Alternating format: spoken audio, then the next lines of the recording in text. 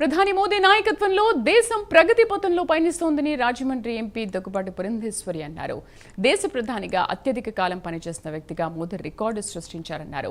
దేశంలో మౌలిక సదుపాయాల కల్పనే లక్ష్యంగా కూటమి ప్రభుత్వం పనిచేస్తోందని తెలిపారు. ఈ క్రమంలోనే గోదావరి జిల్లాల్లో రోడ్లు, రైల్వే, ఎయిర్పోర్ట్ రవాణా ప్రాజెక్టులు అందుబాటులోకి వస్తున్నట్లు చెబుతున్న ఎంపీ పురంధేశ్వరితో మా ప్రతినిధి శ్రీరామూర్తి ఫేస్ టు ఫేస్.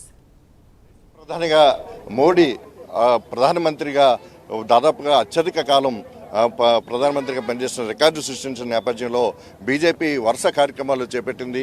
ఇది ప్రజల్లోకి ప్రగతిని తీసుకెళ్ళడానికి అనేక కార్యక్రమాలు బీజేపీ శ్రేణులు చేపడుతున్న పరిస్థితి ఉంది.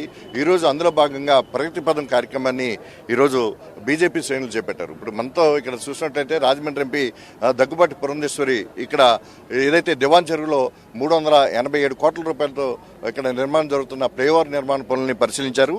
ఇప్పుడు మనతో ఎంపీ పురంధేశ్వరి ఉన్నారు. చెప్పండి, ఏ విధంగా ప్రగతి పదం నడుస్తుంది? ఇప్పుడు ఈ ఈస్ట్ గోదావరికి, మీ పార్లమెంట్ కాన్స్టిట్యున్సీకి ఎలాంటి ప్రగతి మీరు ఇంతకాలంలో సాధించారు? ప్రస్తుతం ఈ జరుగుతున్న పనులు ఎప్పటికి పూర్తవుతాయి? వచ్చే పుష్కరాల సమయానికి మనకి ఎలాంటి రాజమండ్రి సుందరీకరణ కాబోతుంది? అదే ఇందాక మీరు చెప్పినట్లుగానే మోదీ గారు అత్యధిక కాలం ప్రధానిగా దేశానికి సేవలు అందిస్తున్నటువంటి సందర్భంలో దేశంలో ఉన్నటువంటి మౌలిక సదుపాయాలు ఏవైతే ఉంటాయి, రోడ్లు, పోర్ట్లు, ఎయిర్పోర్ట్లు, ఇటువంటివన్నీ కూడా మనం అభివృద్ధి చేసుకున్నట్లయితే మన భారతదేశం ఒక ఉత్కృష్టమైనటువంటి స్థానానికి ప్రపంచ పటంలో ఎదిగేటువంటి అవకాశం ఉంటుంది అనేటువంటి ఒక నమ్మకంతో ప్రధాని గారు సంకల్పించడం జరిగింది. దేశవ్యాప్తంగా ఏవైతే మౌలిక వస్తువులు ఉన్నాయో వాటన్నిటినీ కూడా అభివృద్ధి చేయాలి అని. దానిలో భాగంగా ఇవాళ సాధారణంగా ఏ రాజకీయ పార్టీ అయినా ఒక పండుగ వాతావరణంలో చేసుకుంటారు, అత్యధిక కాలం ప్రధానిగా మా పార్టీకి సంబంధించినటువంటి వ్యక్తి ఉన్నట్లయితే.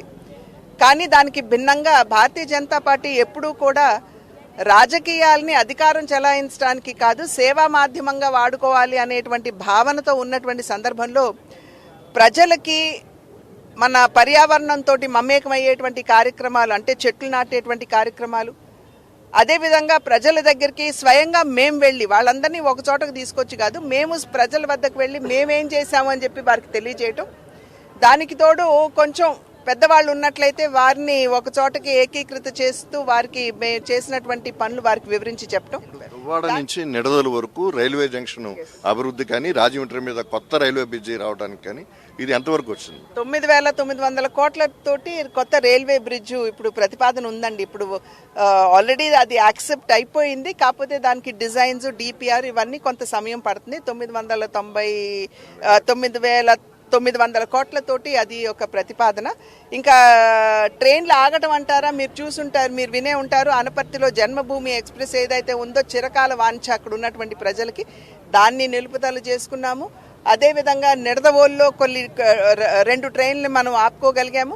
ఇప్పుడు త్వరలో కొవ్వూరులో కూడా ఆల్రెడీ 4 ట్రైన్లు ఆపాము. కాకపోతే అక్కడ ఉన్నటువంటి ప్రజలకి 3 ట్రైన్లు కావాలి అనేటువంటిది వారు గట్టిగా చెప్తున్నటువంటి మాట. ఆ 3 ఎక్స్ప్రెస్లు కూడా మంత్రి గారి దృష్టికి ఆల్రెడీ తీసుకుని వెళ్ళాను, వారు కూడా స్పందించారు. అయితే నిలుపుదల అనేది ఎప్పుడు అనేది వారిని కను. కొత్త రైల్వే బ్రిడ్జి అది రోడ్ కమ్ రైల్వే బ్రిడ్జిగా వస్తే బాగుంటుంది. ఈ పాత బ్రిడ్జి కొద్దిగా అదే ధ్వంసం అయ్యే శిథిలావస్థకు వచ్చింది అంటున్నారు. ఎట్లాగా? నో, డెఫినెట్గా ఇది ఆల్రెడీ అశ్విని వైష్ణవ్ గారికి చెప్పాను. ఇప్పుడు ఉన్నది రోడ్ కమ్ రైల్ బ్రిడ్జ్ కాబట్టి ఆ దిశగా ఆలోచించమని చెప్పాను. అయితే ఇది 2 మినిస్ట్రీల మధ్యన సమన్వయం చేసుకోవాల్సినటువంటి విషయం. వారు ఖచ్చితంగా గడ్కరీ గారితో మాట్లాడతాను, అయితే నేను అష్యూరెన్స్ ఇవ్వలేను కానీ మాట్లాడతాను అని చెప్పారు. గోదావరి పుష్కరాలకి సెంట్రల్ నుంచి ఏంటి అన్ని విధాలు ఇప్పుడు అన్నీ కూడా గోదావరి పుష్కరాలకి పనికొచ్చేయనండి. ఇవన్నీ కూడా గోదావరి పుష్కరాలకి పనికొచ్చేయి.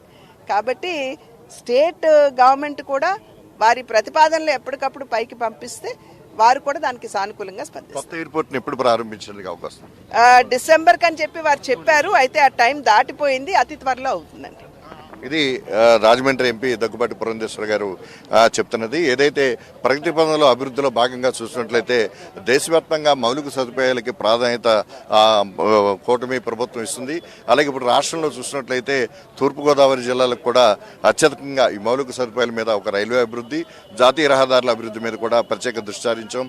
ఇందుకు ఇక్కడ ఏదైతే దివాన్ చెరువు, అనకాపల్లి ఈ 6 లైన్ల రోడ్డు రాబోతుందని చెప్తున్నారు. అలాగే రైల్వేకి సంబంధించి 4 లైన్ల రైల్వే లైన్లు కూడా, అంటే రాజమండ్రిలో ఒక రైల్వే బ్రిడ్జ్ కొత్తగా కూడా రాబోతుంది. దువ్వాడ నిడదల మధ్య కూడా దాదాపుగా 10,000 కోట్లు, అంటే 9,998 కోట్ల రూపాయలతోటి ఇది కూడా రాబోతుందని చెప్తున్నారు. త్వరలోనే రాజమండ్రి ఎయిర్పోర్ట్ని ప్రారంభించుకోబోతున్నామని కూడా చెప్తున్నారు. అలాగే లాలా చెరువు ఏదైతే ఉందో లాలా చెరువు దగ్గర కూడా ఒక ఫ్లైఓవర్ నిర్మాణానికి కృషి చేస్తున్నట్టుగా కూడా ఎంపీ పురంధేశ్వరి చెప్తున్నారు. కెమెరామెన్ నానితో శ్రీరామ్మూర్తి, ప్రైమ్ న్యూస్, రాజమండ్రి నుంచి.